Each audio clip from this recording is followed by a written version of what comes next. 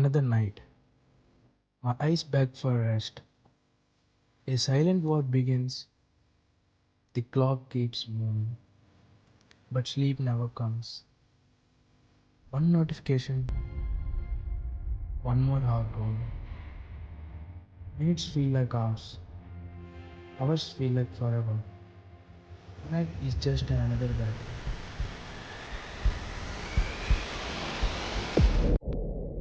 There is one single thought that changed my sleep.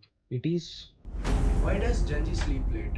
Have you ever wondered why people in this generation sleep so late? The clock goes up to 2, 3, sometimes even 4 am in the morning. So I decided to follow a sleep cycle and followed these 6 rules for the past 10 days and find what? My work performance improved a lot. The energy during the daytime is incredible. My mood got better and my hormones can finally settling in balance. So, how to fix your sleep?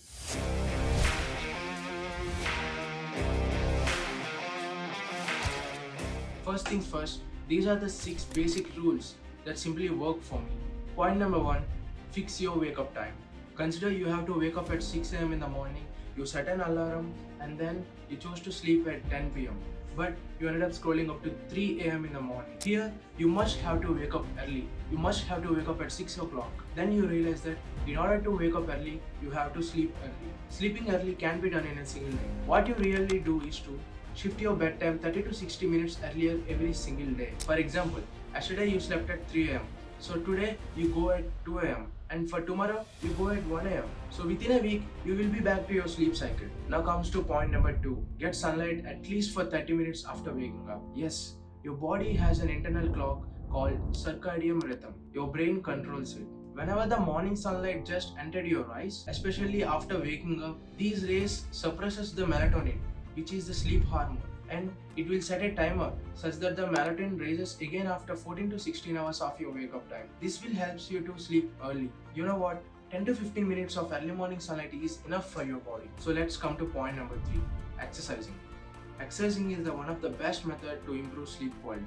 A 30 to 60 minutes of exercise most of the days in a week is enough.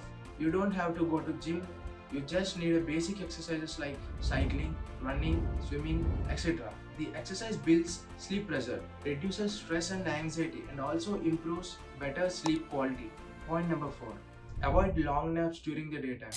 Sleeping for long hours during the daytime often affects the sleep cycle. If you are really tired, then take a 20 minutes short nap, which makes you feel more energetic and refreshed. Assume Ramesh and Suresh. They both are software employees and they need to go to office daily at 9 am. The day's passing good. The previous night, Ramesh and Suresh went to a party and they both ate a full plate biryani. Here it comes.